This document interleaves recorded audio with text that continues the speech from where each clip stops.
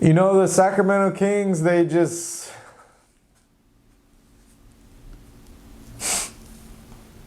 Check it out.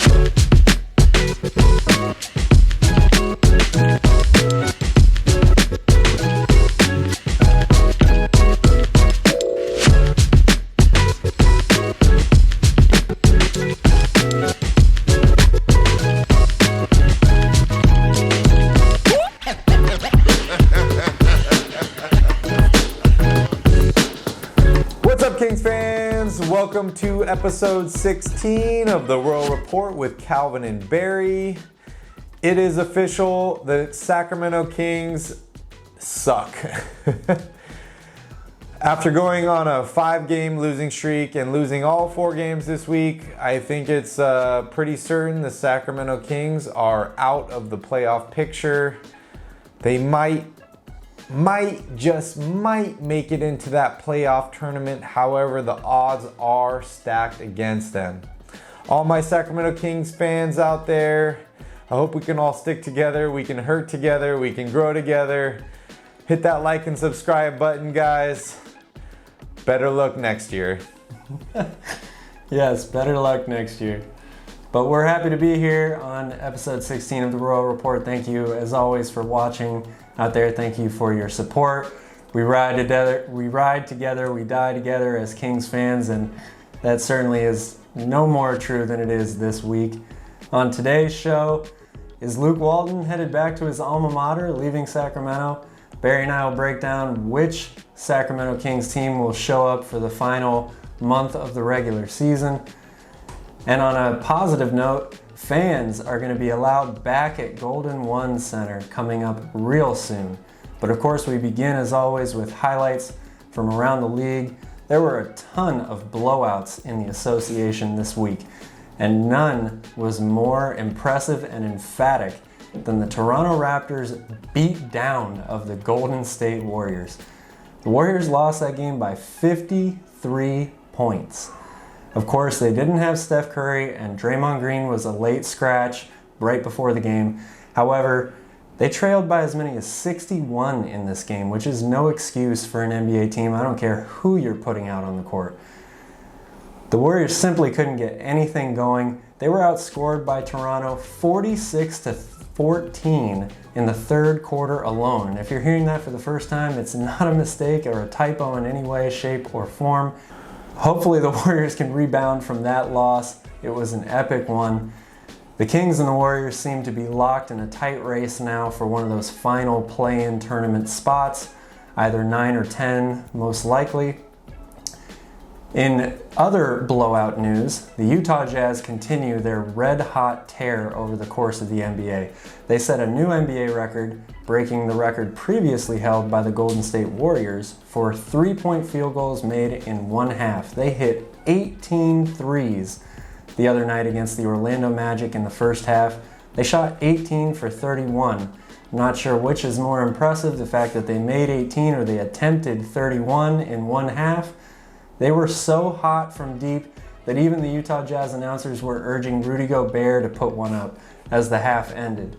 Barry, the Jazz just continue to roll along through the season. Yeah, another incredible performance by the Jazz. I know we've talked about them a lot this season, especially on this show, and their dominance and their three-point shooting. It's just simply incredible. You look at the way the game has moved and progressed towards this three-point style. They're breaking records every week, man. 18 threes in the first half. They finished with 26 for the game. The Magic, they only made 2 threes the entire game. So I don't know how you're supposed to compete like that. Another blowout, as you mentioned. Golden State Warriors lost by over 50 points in the middle of a 3-game losing streak. It's been a rough week for a few teams, but nothing worse than the Sacramento Kings. Bright news on the NBA schedule: Kevin Durant made his return, scoring 17 points on 7 for 7 shooting. He only played 19 minutes, but he posted a plus 22 Only bad point about his game, 6 turnovers. That seems to be the only weak spot for the Nets as they continue to roll on their way to the second best record in the NBA. And that just leaves you to ask the question, who will be facing the Nets in the NBA Finals? 2 teams at the top of the West faced off this week with the hopes that they will eventually make the finals this year. The Phoenix Suns faced off with the Utah Jazz this week in an overtime thriller. The Phoenix Suns pulled off the victory in overtime. It was a battle for the top of the West, and Phoenix has solidified themselves with that number 2 spot. Wow, what a year, what a difference a year has made. The Phoenix Suns have been the laughing stock of the NBA for the past 5 years. With the addition of Chris Paul and the development of some of their younger players, they are looking like a real serious contender for the NBA championship this year, Calvin. It's pretty incredible. Yeah, they really are. Both of those teams, the dramatic improvements that they've made. Utah came into that game having won 9 of their last 10, and Phoenix, with the win, is now currently on a 7-game win streak of their own. So, pretty incredible. Also, one more thing to mention in league news, Daquan Jeffries has been released by the Sacramento Kings. They freed up a roster spot for Damian Jones. He was signed to a 10-day contract. Damian Jones has bounced around the league to a couple teams this season. Most recently with the LA Lakers, played 8 games with the Lakers, actually started 6 of those games, shot an incredible 91% from the field, on his way to averaging 5.3 points per game and 4 rebounds per game. So excited to have him on the team, adding some more youth, more athleticism at that center position. And gives us more guys to go a little bit deeper in the rotation.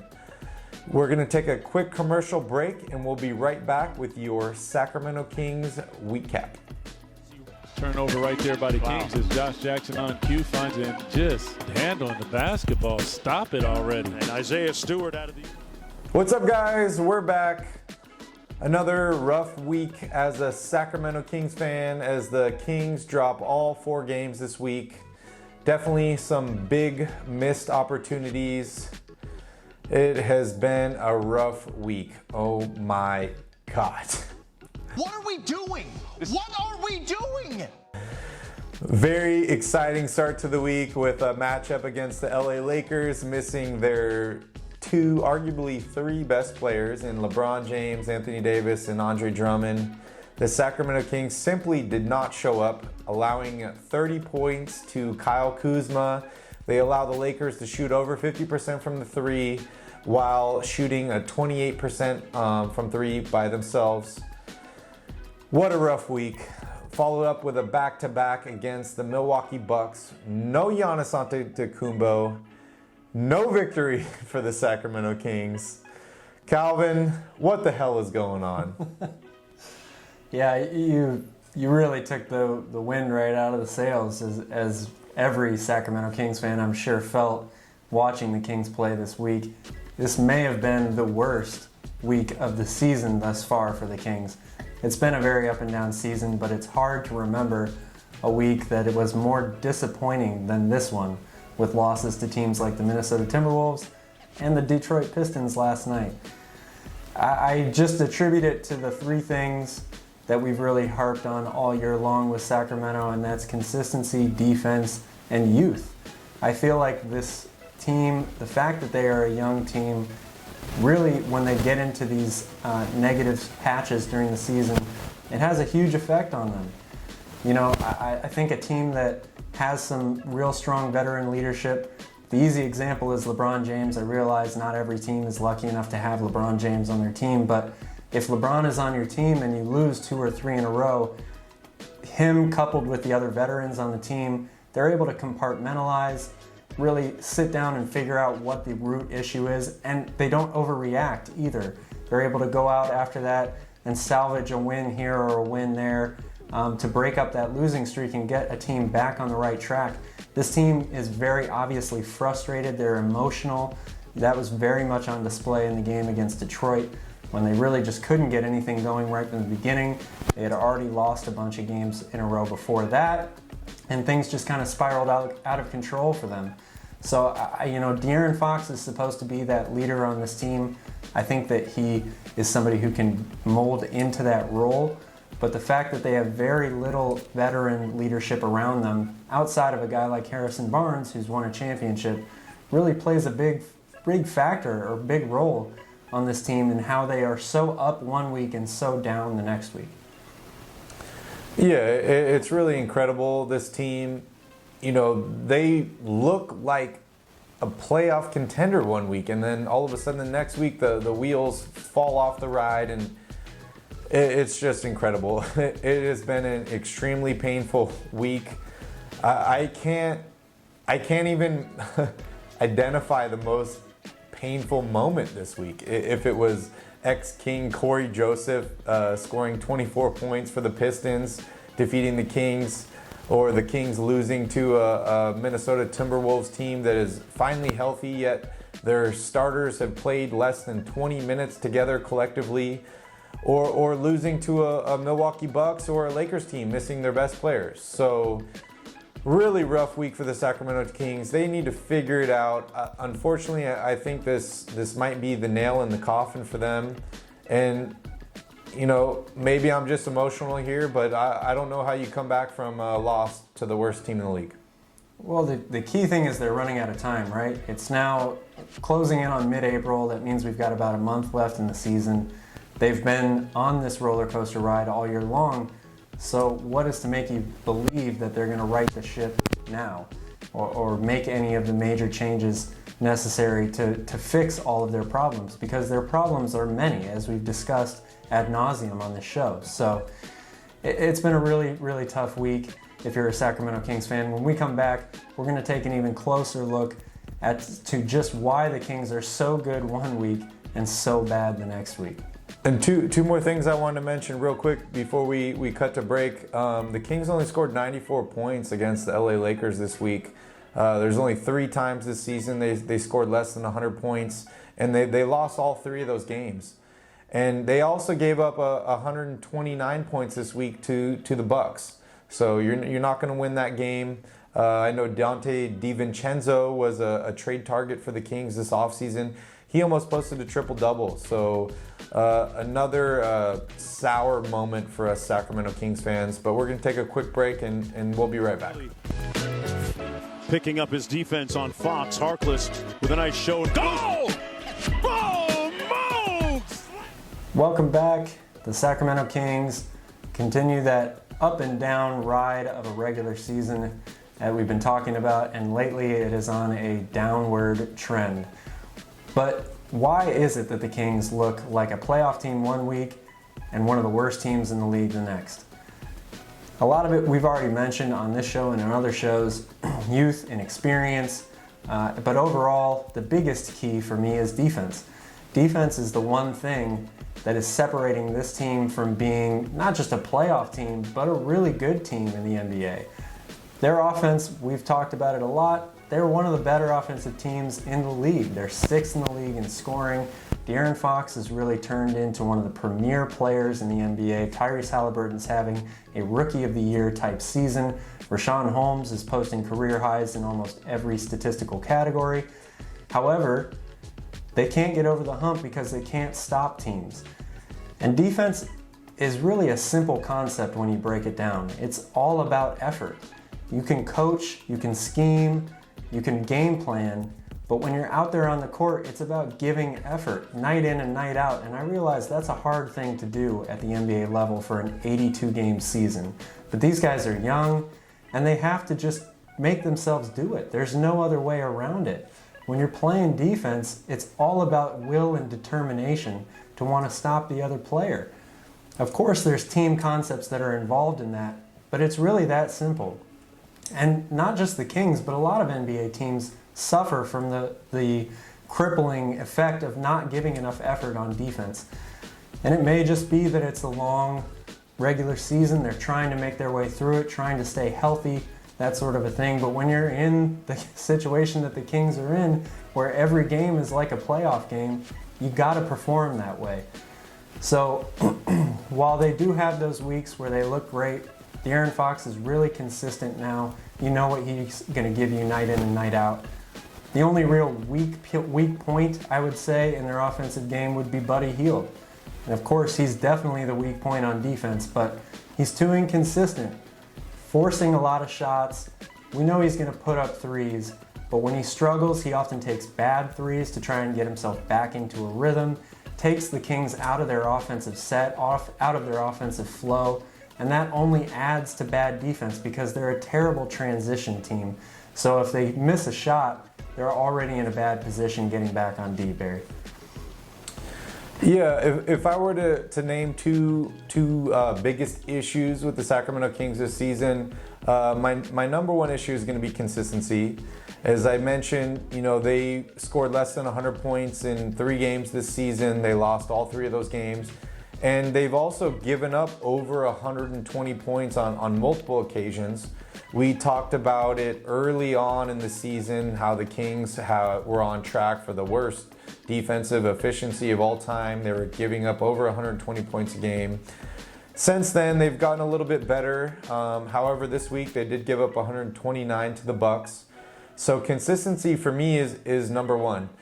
And number two is going to be leadership. There's some great players on the Sacramento Kings, De'Aaron Fox, Tyrese Halliburton, Harrison Barnes, good character guys, but they don't really have that alpha male guy that is going to let you know if you are not doing your job. We need a guy that's going to be barking at other players, calling them out, telling them when they're not doing their job. And I think a guy like that would change the culture of this team. A guy like a Chris Paul, we see what he's done in Phoenix. A guy like Draymond Green, we see the consistency he's brought out of the Golden State Warriors when they're competing for championships. The Sacramento Kings simply need either one of these guys in the locker room to step up and be that guy, or they need to draft or add this guy in free agency. We're going to take a quick break, and when we get back, we'll jump into some good news for the Sacramento Kings. Traded, maybe in his feelings a little bit. It happens, trying to find themselves as a unit, and looks like they have. Halliburton wet with that. Welcome back. Good news on the Sacramento Kings front this week. ESPN has released their top 25 players under the age of 25, and 2 of those players are on your Sacramento Kings. Calvin, you want to dive into those? Yeah. De'Aaron Fox comes in ranked number 6 on the list, and Tyrese Halliburton is ranked number 21 on the list as well. Very positive thing for the Sacramento Kings to have those 2 players. Like you mentioned, 2 players on this list. The Kings are actually one of only 7 teams in the entire league to have at least 2 players in that top 25. That is one of the 2 things that stands out most to me about this list. First of all, arbitrarily ranking these players is a very difficult thing to do. There's really no right or wrong answer. However, I was very surprised, as I know you were, to see LaMelo Ball ranked all the way at number 3. He was ranked above players like Donovan Mitchell, De'Aaron Fox, Ben Simmons, Jason Tatum, Devin Booker, and Jamal Murray. I think that's a little bit premature, even though he's had a great rookie season. Barry, what do you make of this list? Well, they say the ball don't lie, and I honestly don't think he cracks my top 15 on this list, simply based on the fact that he hasn't played enough, and he's out right now with, a broken wrist. Awesome player, great potential, but I'd like to see a little bit more for guys on this list. I was happy to see Tyrese Halliburton on there. I thought 21 might be a little bit low for him, but considering his injuries and his lack of playing time and him being a rookie, I totally understand. I think LaMelo should probably be closer to that range. But very happy to see De'Aaron Fox on that list at number 6. I noticed he was ahead of guys like Devin Booker and Ben Simmons. Very happy to see that. I think that his game is a little bit more complete than some of those other guys on this list. So very happy with De'Aaron's ranking. Happy to see Tyrese on the list. Hopefully he'd be a little bit higher, but overall, very happy. Yeah, this is, like I said before, a very positive thing for the Sacramento Kings as a franchise. It's hard to see it that way right now because they've been losing and they've not made the playoffs for so many years in a row. But to have, young cornerstones on your franchise, like the Celtics do with Jason Tatum and Jaylen Brown, or the Phoenix Suns even, who actually had the highest number of players on this list with 3, and they're now almost in first place in the Western Conference. So this is the beginning of where you need to go if you're a franchise like Sacramento. They need to keep these players in place and hopefully find one more, if not a couple more, to put around them in order to get better.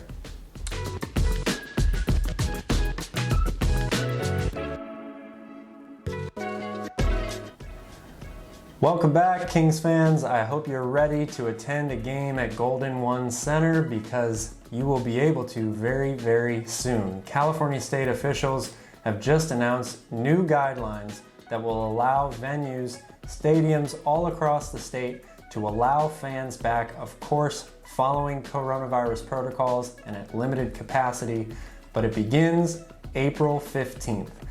The Kings will be on the road once those new guidelines go into effect, so they are planning to host fans at Golden One Center for the first time on April 20th when they take on the Minnesota Timberwolves. A couple of key notes to these new guidelines. Venues will have to provide coronavirus testing, as well as fans will have to provide proof of vaccinations if necessary to enter, and any venue that allows over 1,501 persons in their total capacity will be limited to 20% of that total capacity. Yeah, great news this week coming out of the governor's office. I know they had mentioned sports stadiums will be opening up slowly. And even better news, hopefully the entire state will be fully open by June 15th. I do want to read a statement that was released by the Sacramento Kings this week regarding the announcement by Governor Newsom. We are excited about today's announcement regarding indoor professional sports venues and look forward to safely welcoming fans back to the arena in the near future.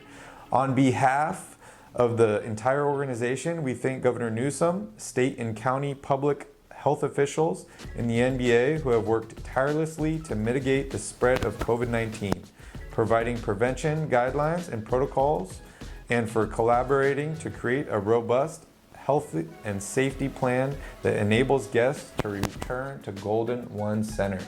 I know that's news that I have been waiting for, and hopefully many of you have been waiting for the information as well.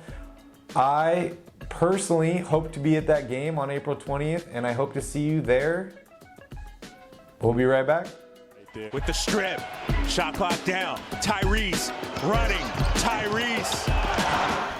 Is Luke Walton on the hot seat again? Or is he simply looking for greener grass on the other side of the fence? Kings fans, let me know down below in the comments if you are a fan of Coach Walton, if you'd like him to return next season or not. Yeah, it's been rumored recently that Luke Walton could be headed back to the college ranks as his alma mater, the University of Arizona, recently opened their head coaching position.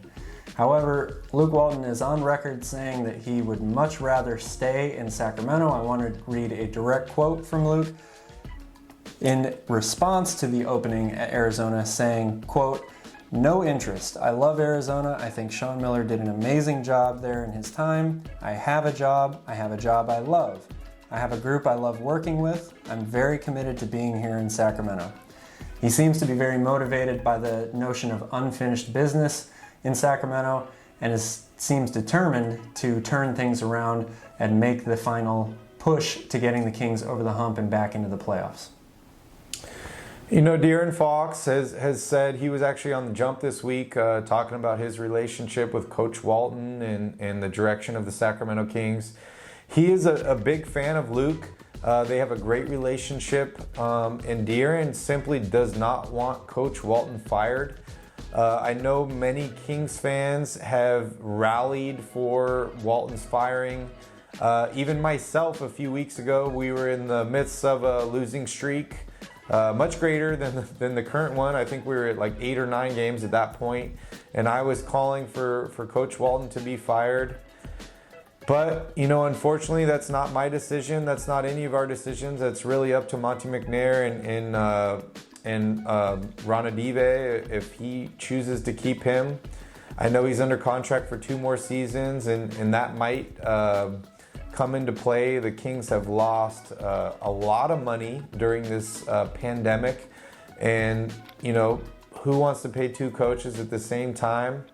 I know I wouldn't, but you know, it comes down to whether Luke is going to be the guy to take this team into the future or not. You know, last week we had a small segment on this show. We had Rich from Kings at the Table talking about Coach Walton, and he, you know, I agree with Rich. I'm kind of on the fence with Coach Walton.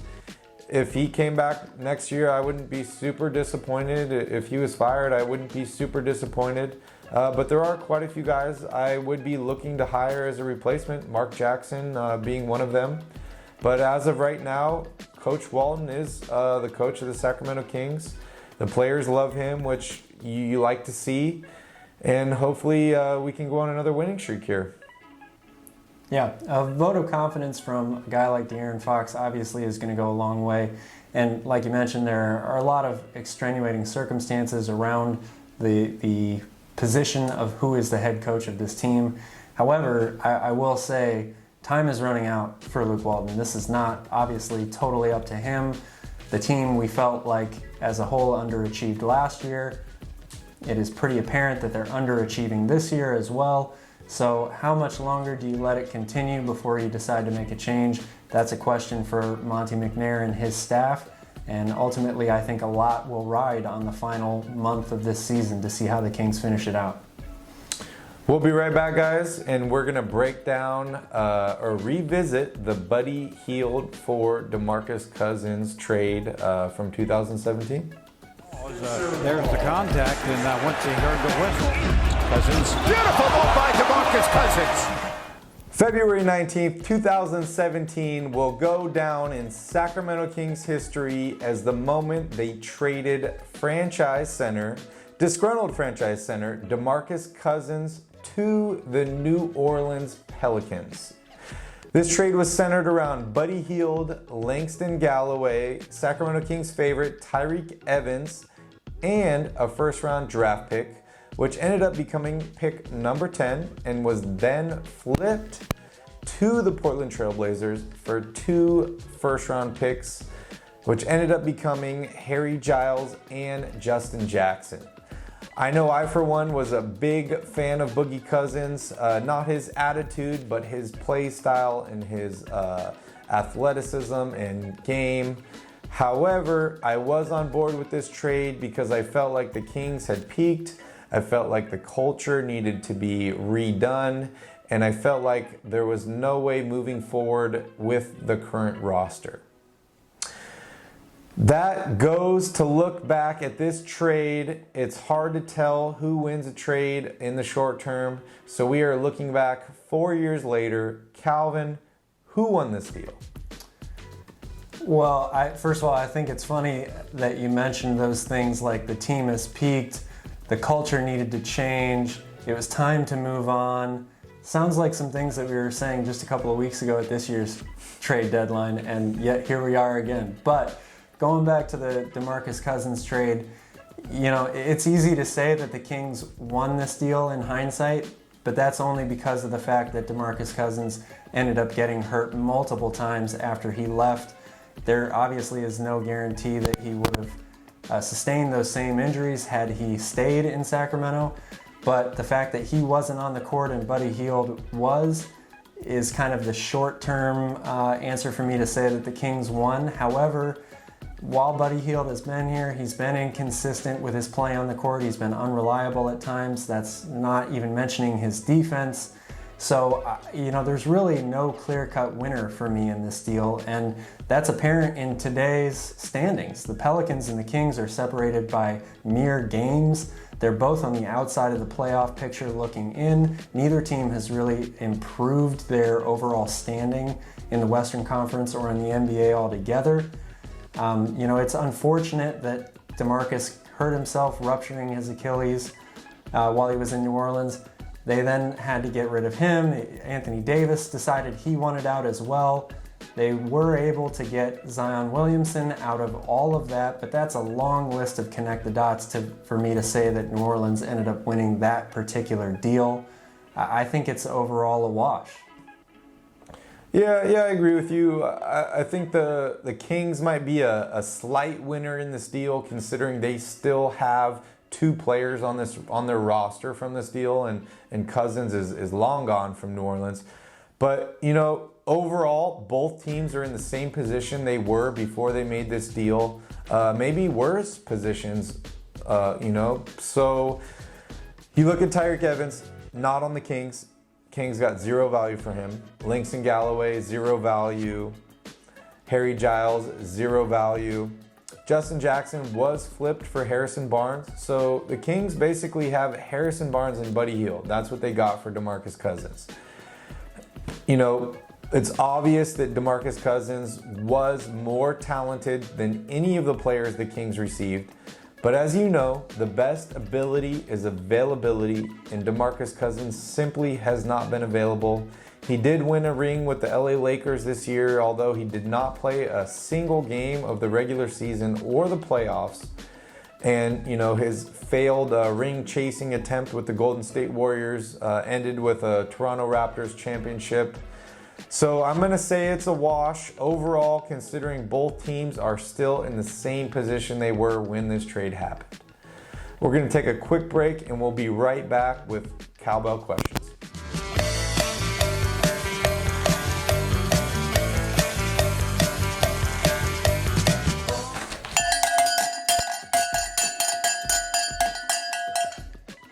Barry, you hear that? Oh, I hear it. It's time. It's time for Cowbell Questions, our favorite part of the show where we turn it over to you, the viewers. Thank you as always for your submissions. If you would like to have Barry and I answer a question on an upcoming episode of the Royal Report, feel free to leave it in that comment section below. Hashtag after it Cowbell Questions. Without further ado, let's get our first question from the announcer. Better ball handler, Jason Williams or Steph Curry? All right, we're starting off with the easy questions. That's good. Steph Curry is a great three-point shooter, but I'm going to have to go with White Chocolate, J. Will here. Way, way better ball handler. Yeah, Jason Williams is the answer here. Steph Curry is a great player, don't get me wrong, but ball handling is actually one area of his game where he's overrated. Yes, he can handle the ball. Is he as good as some of these other guys? No, he is not. Steph is often wild with the ball, a little bit careless sometimes, and if you watch him closely, he a lot of times has to actually look down to see where the ball is going when he makes a move. That's something that I don't remember Jason Williams ever doing. In fact, I'm not sure he ever looked at the ball, whether he was dribbling or passing, period. He was a wizard with the basketball, better ball handler, without a doubt. I've never seen Steph Curry do an elbow pass either. No, I haven't either. Next question.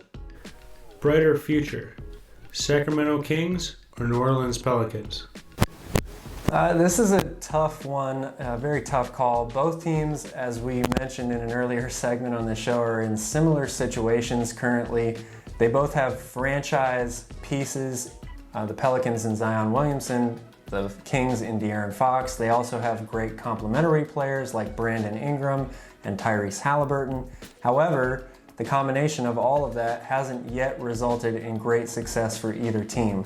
I give the slight edge to, unfortunately, the New Orleans Pelicans because Zion Williamson seems to me to be an absolutely generational type player. Yes, De'Aaron Fox is a star, a soon-to-be all-star in this league. There are a long list of great point guards in this league, though. There are very, very few players in the NBA, in the world, like Zion Williamson. Get the hell out of here. I'm going Sacramento Kings. Next question. What is your favorite Sacramento Kings logo? You know, I could honestly care less what the Sacramento Kings logo looks like, but for the purpose of this question, I'm going to go with the logo from the early 2000s. I think that's probably the consensus choice for most Sacramento Kings fans. For me in particular, it's because it reminds me of when the Sacramento Kings won games consistently. When I see that logo, I think of the team that was good enough to win an NBA championship, and it makes me happy. I gotta agree with you here. I'm going with the logo the last time the Kings had a chance to win the championship. So I'm going with that late 90s, early 2000s. We got the crown on top. We got the swords going through the middle. You got the basketball. It says Sacramento Kings. That's my team. We got it. I think it's the most dynamic looking logo the Kings have had too. Definitely. All the rest of them are pretty simple, I would say. So Definitely. that's all the time we have for Cowbell questions. Thank you so much for your questions. We look forward to hearing all the future questions you have and answering them on upcoming episodes of the Royal Report. When we come back, we'll wrap up the show. Gave it right back. Numbers if Sacramento wants it. Fox, Euro, hanging, scoring, foul, and one. Welcome back. We're wrapping up the show here with next week. The Kings have 4 tough games this week. First off, they're taking on the number 1 ranked team in the league, top of the West, the Utah Jazz. Their second game this week, they have a chance to prove me right in our who has a brighter future, the New Orleans Pelicans or the Sacramento Kings. We will put it on that game and see what happens. After that, they are taking on the Washington Wizards.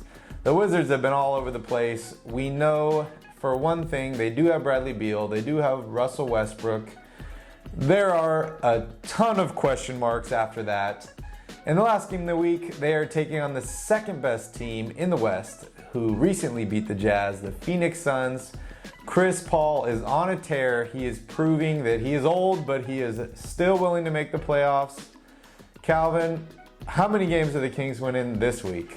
Oh, wow. I said 4 last week, and I couldn't have been more wrong. I'm going to be obviously rooting for the Kings to get 4 wins this week. Bottom line is they got to wake up quick. They have a very daunting schedule ahead of them this week. Like you mentioned, the top 2 teams in the Western Conference are on the slate. So they've got to turn it around really, really fast, and it's not going to be easy. I'm hoping for 2 wins this week. I think that game against the Pelicans is a must win, especially if you're going to be fighting for that last playoff spot or hopefully in that play-in tournament.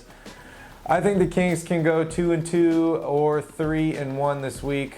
Maybe I'm just being positive. Maybe I'm just a Homer Kings fan, but that's what I'm hoping for. I'm interested to see what kind of lineups the Kings are going to go out with this coming week. You know, we saw the game against Detroit. They decided to bring Tyrese Haliburton off the bench, put Mo Harkless into the starting lineup. I'm not going to say that that's the reason why they came out so flat and lost that game, but it is interesting to me that Luke Walton is still tinkering around with the starting lineup, given the fact that Tyrese and De'Aaron Fox have played so well together as a starting backcourt. So I'm really interested to see, against some top-level competition like Utah and Phoenix, who's going to be in that starting backcourt for Sacramento, and where is Buddy Hield? Is he going to be at the 3, Harrison Barnes at the 4? Lots of questions to be answered here this week. Bench Buddy Hield, start Tyrese. It's got to happen. Thanks for joining us on the show this week, guys. We'll see you all next week, and go Kings. Go Kings. Thanks, guys. Check it out.